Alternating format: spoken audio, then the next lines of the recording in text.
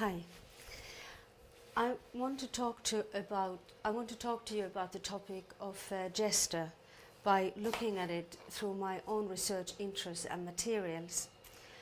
I will briefly say a few words about the origins and history of jester studies and share with you why I am interested in jester. Random House Dictionary defines jester as follows: a movement or position of the hand, arm, body, head or face that is expressive of an idea, opinion, emotion, etc., and the use of such movements to express thought, emotion, etc. The word also includes any action, courtesy, communication, etc., intended for effect or as a formality, a considered expression, a demonstration, as in a gesture of friendship. Hi. The word's origin comes from the Latin gestura, mode of action, manner, bearing, and it is equivalent to the Latin gestus and gerere, meaning to bear. Darling, can you go? That's beautiful. That's beautiful. Meaning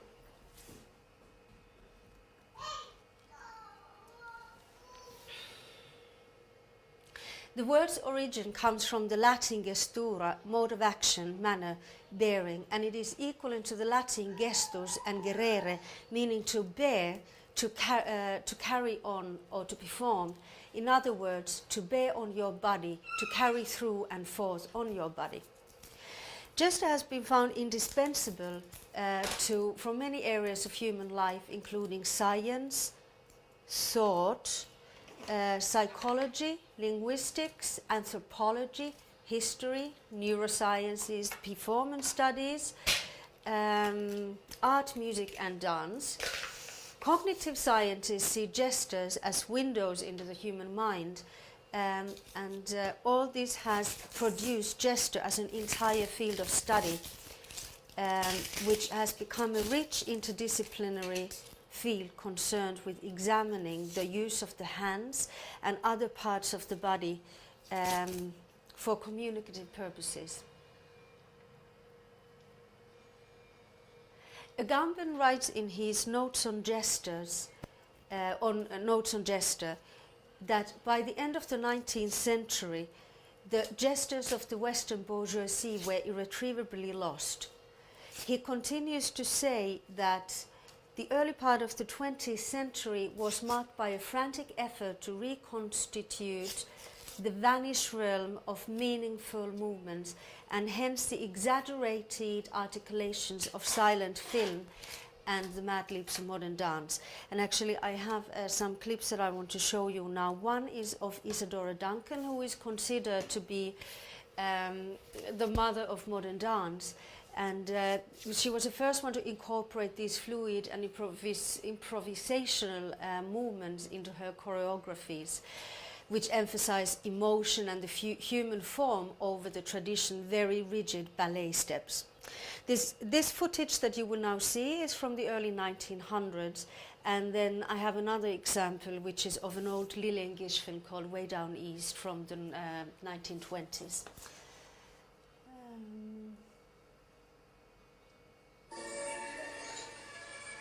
People think Isadora Duncan was wild and formless and improvised all the time, but in fact, Isadora Duncan made up probably the first modern dance language. It was a language of movement.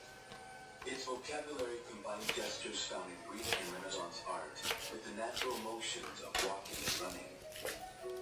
These movements became the foundation of her choreography.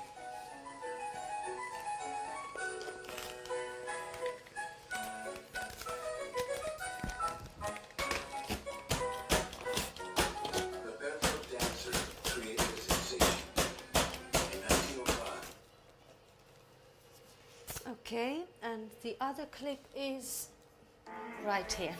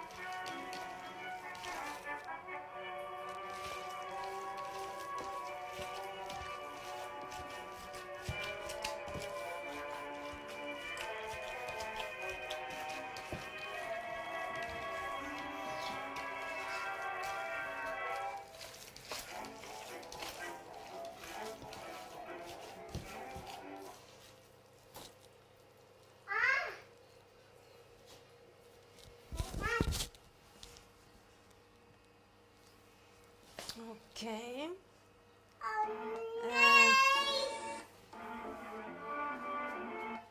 Okay, honey. Will you come up? No, we'll put it off. We'll put it off. Look, will you help Mommy cook? Come. Look, will you come and help Mommy cook? So, yeah, so those were two good examples of silent film era gestures and also the modern dance. To paraphrase Brian Dillon in his essay, Inventory, Talk to the Hands. Do you want water? Okay, there you are. To paraphrase Brian Dillon in his essay, Inventory, Talk to the Hand in Cabinet issue 26, it was already long before Agamben's concerns about gesture that the classical authors like Aristotle and Cicero were already fretting about the relationship between their texts and the orators or the actors who spoke these texts. They were both especially against the theatrical use of gesture, which seemed to accompany many of the orators speaking or performing their works, and instead both of them rooted for a more measured and dignified use of gesture to accompany the oration and the performance of their words. You want some apple? Okay. One should, of course, remember that the texts of both Aristotle and Cicero, these classical texts were often concerned with philosophy and politics, and this is why the style of the performance seemed especially pertinent. When these writings were suddenly accompanied by a gestural theatricality, it inevitably led into a discrepancy between gesture and language that was not intended by the writer. Sophia, here's an apple for you. Are you going to cook an apple? Yeah. Okay, there you are. Be careful. In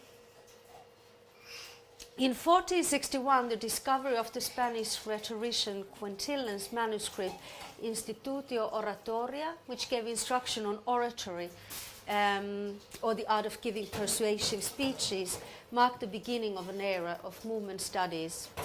Other treatises and manuals followed in the centuries following, and there suddenly was this growing sense that instruction in the proper use of gesture would be very helpful against a widespread failing in public life. I have a slide, an illustration to demonstrate this. This illustration I have here is from one of these manuals that suddenly began appearing at that time. So for me, it's really very interesting to note then that the movement studies seem to have their beginnings rooted in the rhetorics and the study of political speeches and plays. Around the same time, the book called Practical Illustrations of Rhetorical Gesture and Action was published to give instruction and explanation on proper gesture and how to distinguish correct, true gestures from false gestures.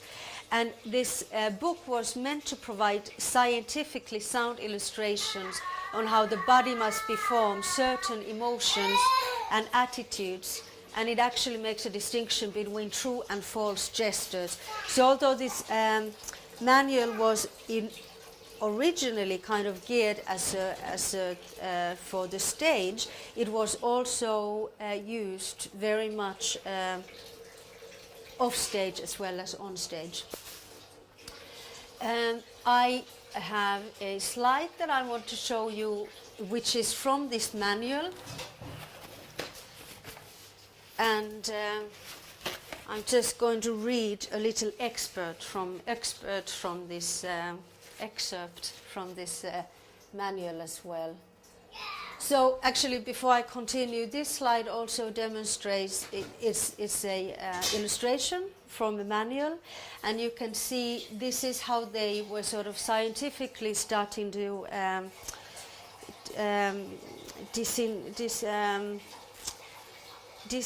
dissect people's bodily gestures. So you have this sphere, you have the human figure, the body, and these sort of lines and cuts into numbers and use of letters then were a way to mark the space, the sphere around the human body.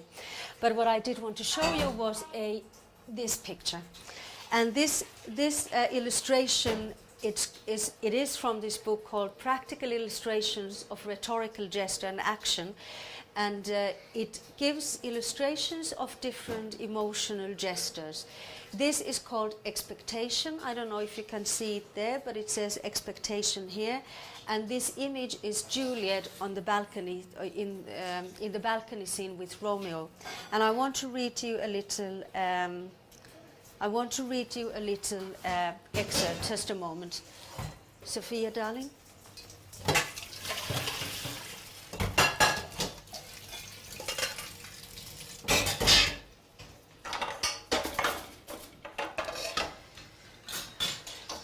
Okay.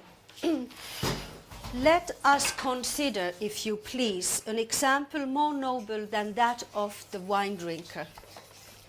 And this example is then from Hamlet's Romeo and Juliet. Represent to yourself the interesting Juliet, who awaiting her dear Romeo exclaims, "Hist, Romeo," etc. What, according to your opinion, ought to be her attitudes? Without doubt, her ear and all her body, though still and quiet, the better distinguish the noise she hears, should be inclined to the spot where she expects the entrance of the personage, so this way in this case. It is only on that side that the foot will be planted with firmness, while the other rested on the point, will seem suspended in the air. All the rest of the body will be in a state of activity. The eye will be very open, as if to collect a great number of visual rays for the object which does not yet appear to it. The hand will be directed to the ear, as if it could really size the sound. The other arm, to preserve the equilibrium of the body, will be directed towards the ground, with the palm turned downwards, as if eager to push aside every intrusion which might trouble the attention requisite for a moment so replete with interest. Although an object be foreign to the organs of sight and feeling, although an object be foreign to the organs of sight and feeling, and only adapted to the sense of hearing, the eye, notwithstanding, will feel an eagerness to behold. The hands will make an endeavor to arrest it, and the whole body will tend to the encounter. So that I find a very interesting and beautiful section from this book. I also have another, I don't have a slide or I don't have an image, but I want to read another just to illustrate further the way this book was written, but also the way this book was being used. And in this excerpt is describing the gesticulation of a body in love by the following words. Let us consider, if you please, an example more noble than that of the wine drinker. No, I have the wrong sheet, obviously.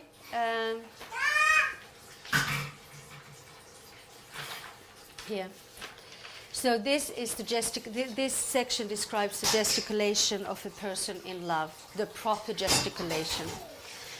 He says, while we have under our eyes those objects whom we love and who please us, the body, as far as I have been able to observe, takes the following attitude. The head drops a little on one side, the eyelids are drawn down more close than usual. The eye, directed towards the object, moves with softness. The mouth is half opened, the respiration is slow, and from time to time cut short with a profound sigh, and the arms fall negligently by the side of the body. This is all accompanied with an internal feeling of languor and faintness. Okay, I'll put this off for a moment. My personal interest in gesture is rooted very much in the relationship between language and gesture. More specifically, my interest in gesture stems from an ongoing interest in language and gesture as agents of becoming and its role in the construction of our subjecthoods. This interest has very much also then grown also towards the desire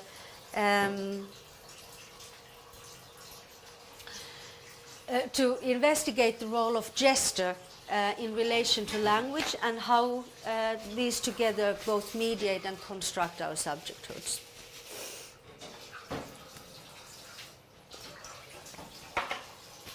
Agamben writes, gesture is always the gesture of being at loss in language. It is always a gag, in the literal sense of the word, which indicates, first of all, something put into someone's mouth to keep him from speaking, and then the actor's improvisation to make up for an impossibility of speaking. In other words, we use gestures when we are unable to express ourselves through speech, either because of the inability of speech to mediate what we try to express, or because of an outside pressure not to express ourselves through speech. Gestures then seem to be coming to being in these very moments of gagged ability to speak, revealing moments when we are, for one reason or another, at loss in or with language. Sophia, will you do a bit of cooking now over here? Look, will you do it here? Will you do it here? Nay? You're going to play with the water again? Will I put this on? Yeah, okay. Just a little bit. You can take some of that, okay? Mama. Yeah.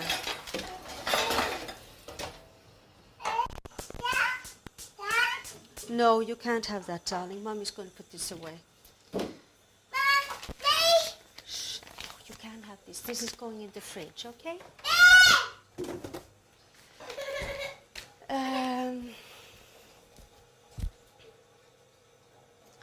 My primary interest is located in these moments which produce gestures in an attempt to communicate that which language fails to communicate. This could be due to a lack of language skills or neurological conditions, as might be the case in aphasia or dementia perhaps, or it could be because of not yet having acquired and mastered any language skills, which is the case with infants, or because the words simply fail to mediate our meaning. These gestural moments, then, I want to call for now. I want to call them for now authentic gestural moments, and so these moments then would become sides, to my mind, in my thinking, of the individual's inability to exist in language purely based on speech. And, darling, you have to be very careful, okay? Will you cook with this? Sophia, will you cook with that? Yeah? Oh, okay.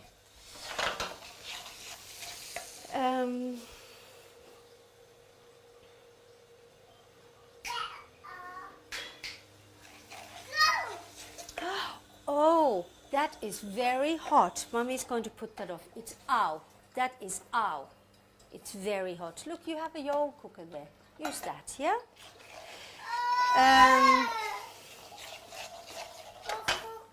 Sophia, would you like to have a cookie? Would you like a cookie?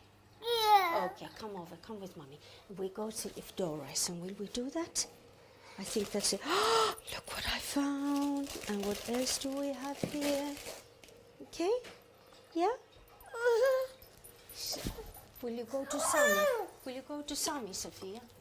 Yeah?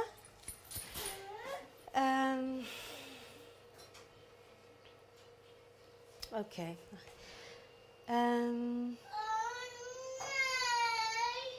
Yes, I was talking about these authentic gestural moments, or what I want to call authentic gestural moments, and how these become sides of the individual's inability to exist in language purely based on speech. And so these moments begin to speak for the need of another system, a system that does exist outside of speech. I have a clip that I want to show now. It's of a patient who has Wernicke's aphasia. In Wernicke's aphasia, the speech is preserved, but the language content is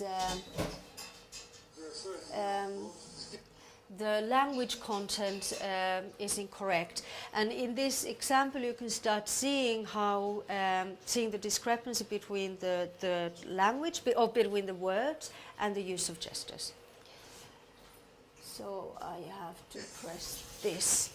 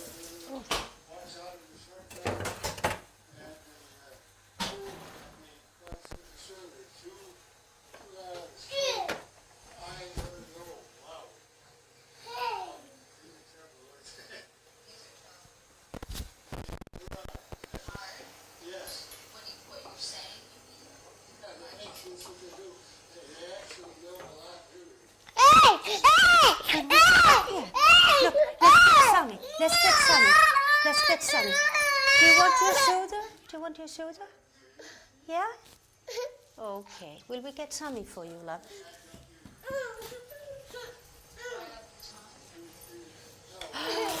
Do you want this? I know what I have. Look. Do you want some of this? Yeah?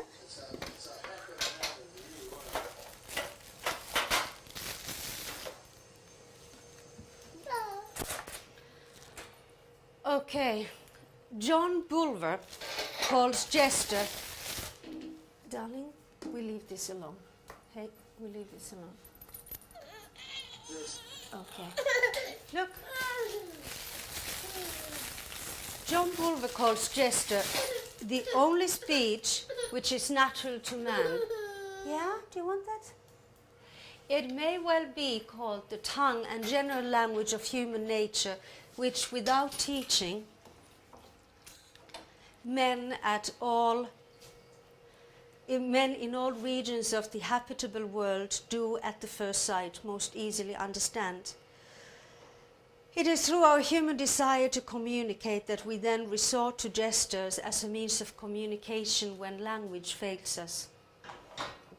This, I suppose, is what Agamben refers to as the actor's improvisation, the making up for one's inability to speak one's lines. One reason why I am interested in these authentic gestural moments is because I see them as sites for the potentiality of another system to exist outside of spoken language, which, let's face it, seems to fail all of us at one time or another. The language of gesture, or rather the unorganized language of authentic gestures, however, seem to be located closer to an authentic subjectivity. And because of their very existence is a refusal to be expressed through the system of language and speech. This potentiality for communication, which is not based on speech, but rather on another system outside of language, seems very exciting to me. And as an example, kind of obvious example perhaps, but it's still interesting, of systematic communication which exists outside of speech, although not outside of language and conceptual thinking, would be certain sign languages. Not all of them, but some of them. For example, in America there are two main sign languages. There's the ASL, which is the American Sign Language, and there is the Signed American English. In England you would have BSL, the British Sign Language, and you have Signed English. The difference is that both ASL and BSL do not depend on the English language, its words and its grammar, but are so-called a true sign. So instead of each language, instead of each word having a specific sign, which I obviously cannot sign, it creates this bridge of communication through another way. A sign language, a true sign language, is a sign language that is entirely independent from the language of speech, whereas Signed English and Signed American English are both just that, signed speech. So perhaps I'm repetitive now in some parts, but I'm not sure what I've already said and what I haven't said. Against the common belief, there are actually hundreds of, maybe thousands of various sign languages in the world. Each first of all, the main languages, but then, so each language has the main or official sign language, which is then broken into various sign vernaculars. And each area would have their own sign as well, just like each area would have their own speaking accent and dialect. Most of the time, however, just a moment, okay? Just a moment. Most of the time, however, these sign languages are just signed speech as opposed to being true sign. I can take that because I'm going to put a slide on now. There you are? Okay. So I want to show an example of the differences. So first, of course, there's English language, written and spoken, well symbolized. Then you have signed English, and you can see that you have the cat jumps. You have to jump, but you also have the S on the ball. So the sentence is, the cat jumps on the ball. And in signed English you have the cat jump plus S on the ball. In Paget Gorman, I'm not sure how to pronounce his name, you still have similar, it's a little bit different, but you still have the cat jumps on the ball. Whether in the example of BSL, the British Sign Language, you just have these concepts. You don't have each word sign, but you have the main concept. And yes, it is still very much speech signs, but it's starting to already break down the grammar. So it's kind of, it's maybe not the best example, but it's kind of starting to go in that direction. Okay, and then to move from gesture as something that inherently cannot be expressed in language due to trauma, the surrounding political situation, perhaps deafness, or another more mundane everyday life situation, I want to briefly touch upon another personal interest area in relation to gesture, and that is of the purely learned gestures and cultural and cultured gestures. This being the gestures that make us recognizable to each other as belonging in the same group, and gestures that exclude us from various other groups. Gestures that tell us information about each other, whether we're tired or happy or in pain or in love, doubtful, angry, etc. And in this category again, my main interest is in the relationship between gesture, language, subjectivity, and becoming. To give you an example from the world of theatre, the actor's voice, the actor's work, is as much a combination of a trained control over the body and voice as it is about the ability to be in the moment without pre-contextual ideas. It is as much about rehearsing the gestures that signify a character as it is about the unrehearsed gestures born afresh in each moment. In building a character, the actor's body not only produces itself as a character, but it also begins to build and support the characters, the co-players, the co-stars, through the contrasts created by each character's culturally coded gestures. So the beggar's beggarness becomes even greater next to the rich landlord, and vice versa. And such an assemblage of gestures begins to produce subjectivities both from inside and out. Of course, the importance of gestures might be more crucial outside of the world of theatre, but the theatre, like cinema, functions as a kind of a magnifying glass on the surrounding cultural gestures.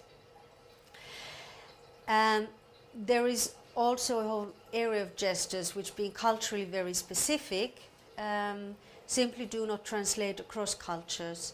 And a good example would be when the Chinese came into Tibet to liberate the Tibetans, and the Chinese reported back saying, oh, but the Tibetans were delighted and happy to receive us and to be liberated by us, because they were standing by the roadside and they were clapping their hands. What, of course, the Chinese did not have access to was the knowledge that for Tibetans to clap one's hands is an expression of sorrow and an act of driving evil spirits away. I have one more clip, which is of a program called Groetjes uit Rimbaud. It is from the Dutch television. I can't remember now which channel. It might be visible there. And I would, in this program, it's kind of a documentary program where a group of Dutch people go into somewhere in Africa and meet these tribes people, and there's a kind of a meeting between them, and the tribes people welcome the Dutch group by a ritual which involves sharing and drinking a drink, and then they also bless the Dutch people. But you will see what happens, and I guess I would now categorize this as jester gone wrong, or perhaps even a failed jester. So, yeah.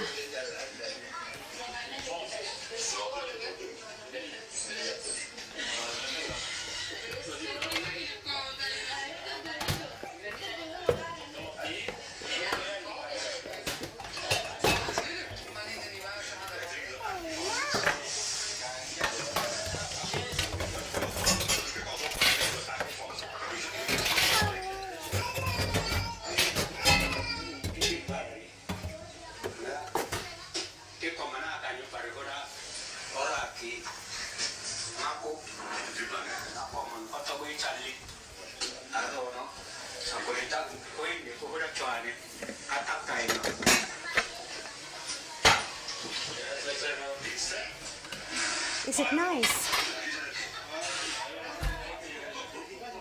Oh, I could. Should I put it here?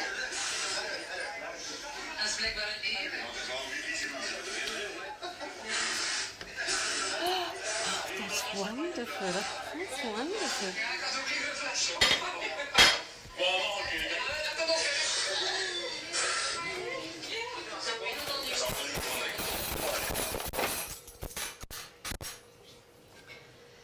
Yeah.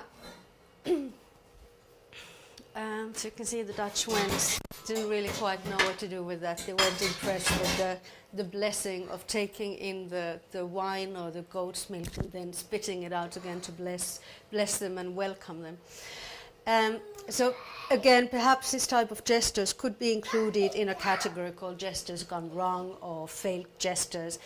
And to me, Agamben's description of Tourette syndrome in his Notes on Jester could also perhaps could well qualify for such a category. Agamben describes the syndrome in relation to Charcot studies as a proliferation of tics, spasmodic jerks and mannerisms, a proliferation that cannot be defined in any way other than as a generalized catastrophe of the sphere of gestures. Patients can neither start nor complete the simplest of gestures. If they are able to start a movement, this interrupted and broken up by shocks lacking any coordination and tremors that give the impression that the whole musculature is engaged in a dance that is completely independent of any ambulatory end. And on those words, I want to end. Thank you.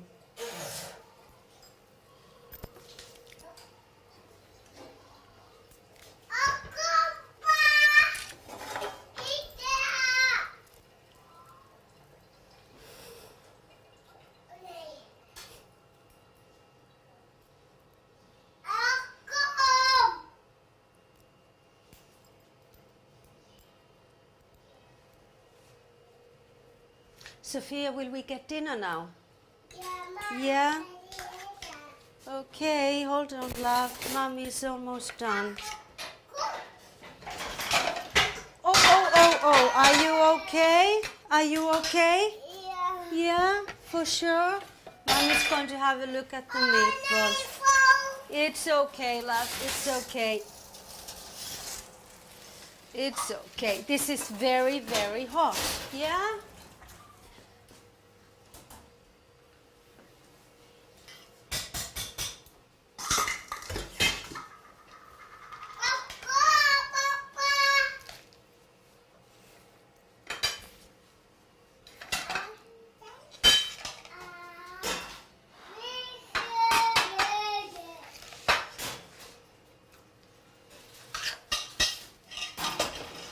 we have that, it's very, very hot. Yeah? Will you come over here and we'll go and we'll take the dinner table? No?